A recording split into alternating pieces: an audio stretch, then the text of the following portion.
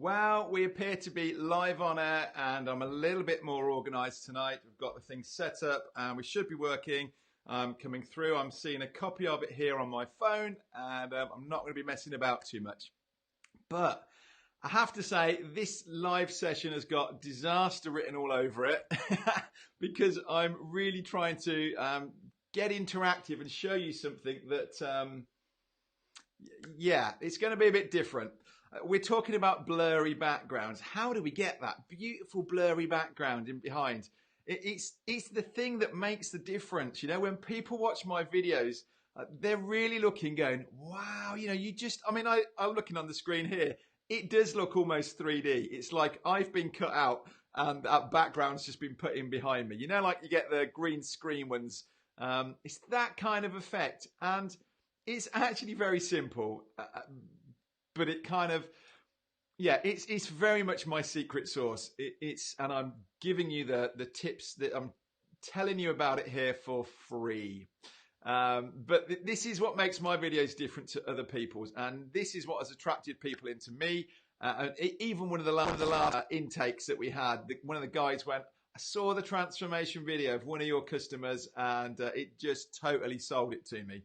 So, I'm loving that. I'm loving the fact that, people are enjoying that, seeing that. And I just want to unpack it a bit and explain to you how to get this blurry background.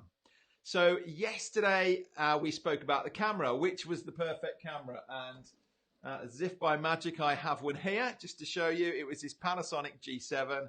And I gave you on that a couple of reasons really why this is the camera that I'm recommending.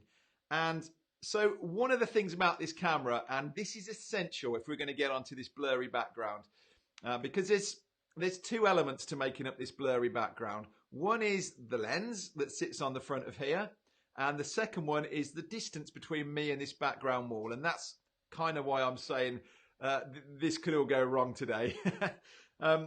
So the lens on the front needs to be interchangeable. We need to have a camera that lets you do this and change the lens over. So if you've got you can have a camera that looks like this called a bridge camera, but it's got a fixed lens. It's not to say that the camera isn't a good quality one, but it's not designed to take the lenses off. And you're not really going to get this kind of effect with that camera. So you want one that, first of all, start off with a camera that has interchangeable lenses like this. A DSLR camera, a mirrorless camera like this. And yes, there you go. So I'm putting on here, I did put a link in yesterday's live to this lens, a 20mm Panasonic lens. That's the combination I've got. And again, I just love this setup that I've got now. Look how close I'm touching the lens there at just an arm's reach. That's how close I am to the camera. Now, I obviously can sit further back if you wanted more of a crop like that, but I like this kind of personal, got my face right up here. We're really eye to eye. This is standing having a conversation kind of distance, and it feels really comfortable to me, and hopefully it comes across well. But not many lenses will let me do this, and part of that reasoning is to do with what we call a crop factor. So because we're working on a prime lens here, one thing that you can't do with a prime lens is you can't zoom in and out. So I can't kind of turn something on there and it does this effect to me. It's set at a certain distance. Now on this Panasonic one, on the Panasonic range, the numbers are different to what they are on a Canon or a Nikon, just to confuse us. If you're on a Panasonic, this is called a 20mm, but it's the equivalent on a Canon or a Nikon of more like a 40mm. So typically if you're on a Canon, a 50mm would be the cheapest prime lens to get. But you're going to find that it gets you more zoomed in than this on this distance. So the way you can work out, how that works for you is to take the kind of the kit lens that comes with it. And as you look around on the top there, you realize there's a whole load of numbers. And if, for instance, so let's just use this scenario because I did it with a customer the other day. They're trying to work out quite what a 50mm prime lens will give them. So I've said, all right, well, why don't you put your standard lens on, set that number to 50 and have a look through and see what kind of crop, how tight in you are at that. Because I appreciate that you may have only a certain amount of space. I've got a nice bit of room out here, thankfully. But you might be quite limited on the amount of space you've got, and it might just make the difference on which lens to get based on how close you can get to your camera. So like I say, I'm loving this Panasonic because it allows me to get this close, and you won't be able to do this on a Canon or a Nikon, potentially not a Sony either. So there's another reason why this camera is so good. Right, now let's get on to today's topic and talk about these blurry backgrounds. So, whoa, how do I do this simply? It's all about aperture, and the aperture is the hole inside your lens that lets the light through. It's kind of doing this, and there's an F number on the top of your camera, and when we take that number down, the hole gets bigger and it's letting more light through, and it does this lovely blurry background effect. And I'm set on this lens right to the extreme of it at the minute. So it really is doing the best job of blurring this background. Now, one negative with that is that it doesn't take much for me to get out of focus if I'm using this, and even probably coming in here, you know, there's a very small little window of me being in focus before you lose me. So that's why some people are reluctant to use it. There aren't many, you know, you follow some YouTube tips on how to set up your camera and things, and they won't take you anywhere near down to the settings that we're doing here. But look what happens. This is where we're going to get interactive. So if you're watching along, then take a look on here. It's going to get dark for a minute, and then it's going to hopefully get back to the similar setting. And let's see if I can do this. Okay, so we're going dark, and now I'm going to compensate for it and hopefully get us back somewhere similar.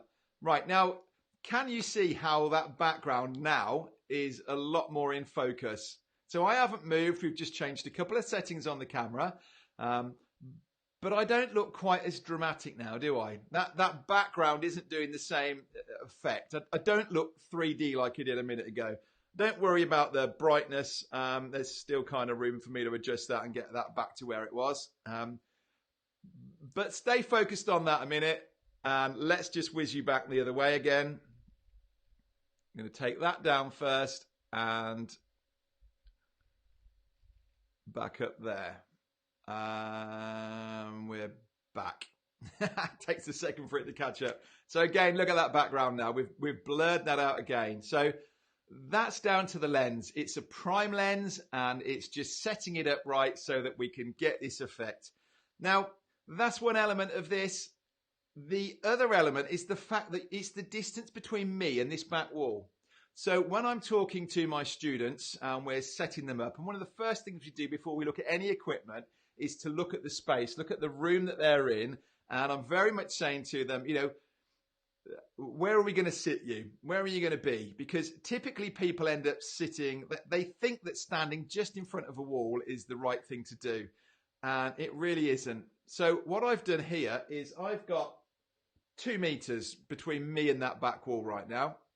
So what I would recommend to you is that your camera is very much against your other wall. You know, if you don't have a lot of room behind, then try and get the camera as far away as possible so that you are really sitting right in front of the wall in effect. And then you've got the rest of your room back there to do this effect on. And I can help you with this. This is, you know, like I say, this is first stage. If you came into the academy, it's the first thing we'd look at. And actually, you've got a girl at the minute who's just going through this process. And we're just trying to set out and work out where in her room looks best to look the most professional. So before we've even turned the camera on, we're going, right, let's get this bit right. And this is the other reason then for this blurry background. So hold tight, we're going back. Keep an eye on that wall. I'm the same distance from the camera. But look what happens. So now, here I am. I'm the same distance from you, but I'm just sitting in front of this fake brick wall. It's not bad, is it? And again, you can see that we've got the same effect. Now, again, we're losing a bit of light because I need to bring those lights a bit closer to me. And we'll talk about lights tomorrow, the best lights for you. But one of the things that I have got coming up in another video, it's not in this one, it might happen before Christmas, but one of the other ones is to do with shadows. And people talk about shadows and how do I get rid of shadows off the wall? Well, this again is one of the reasons of that, is when we get too close to this wall, the lights are always going to give shadows. So there's a second benefit of why you want to get away from this wall. But, you know, this is not the way to do it. You don't have all that space in front of you and then you sit yourself back close to this wall, because that's nowhere near as dramatic. Okay, hold tight. We're doing all right, aren't we? This is all still coming through all right. I thought this might have been a bit of a nightmare session. But there we go, back to where we were, and look at that. It's so much better.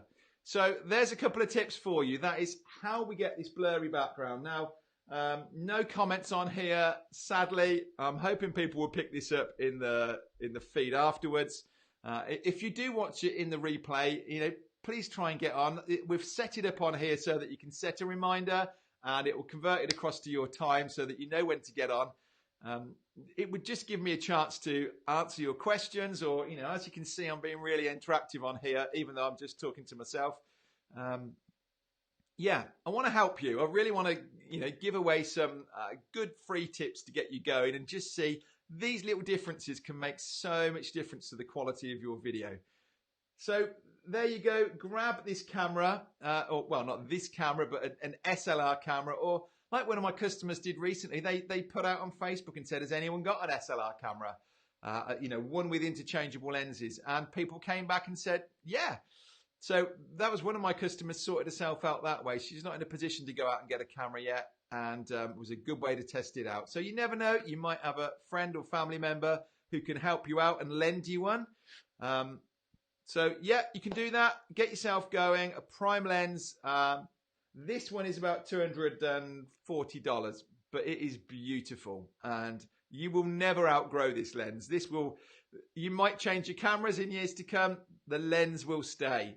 And yeah, this is my best friend, this little lens. It makes me look just wonderful on camera. And you will come to, where are we? Last night, I was just talking to one of my members.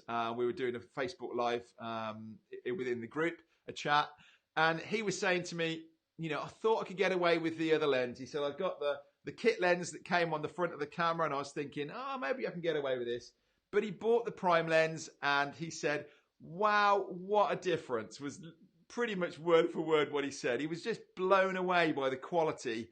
And yeah, it does, like I say, it's the secret sauce. It's the magic. It's the wow factor. And that's what I'm trying to get you to within the academy. So yeah, trust me, take my advice, get the stuff I'm recommending. It's, as I've said before, I make nothing out of this from Panasonic. Yes, any of the links that I put up onto Amazon, there's an affiliate on that, and I think it's like 4%, but everyone does that. So, don't hate me for that. But yeah, I recommend the Panasonic for good reason. And if you're going to be teachable and, you want to learn, you want to do this right, then start off right. I do exactly the same. I'm in a membership group, Business by Design, James Wedmore. If he recommends a bit of software and, really says, just trust me, then I do it because I want to do what he does. And, I want to be able to learn. And I hope you would do the same. I want you to look at these videos and go, right, well, Adrian's teaching me that. I'm going to get the kit that he recommends and just, cut out all the time wasting. Because I guarantee you will end up compromising. There'll be something you want to do and I'll say, no, you've pretty much hit the limit there. Not with this setup. Okay, so there you go. That's how you get a blurred background. A camera with interchangeable lenses, a prime lens on the front of it. Make sure that you're happy with the crop before you go getting one and finding out that it's too close in or too far away. Put the camera back as far as you can to the wall and try and get as much space as you can behind you. And there you go. You can't go wrong.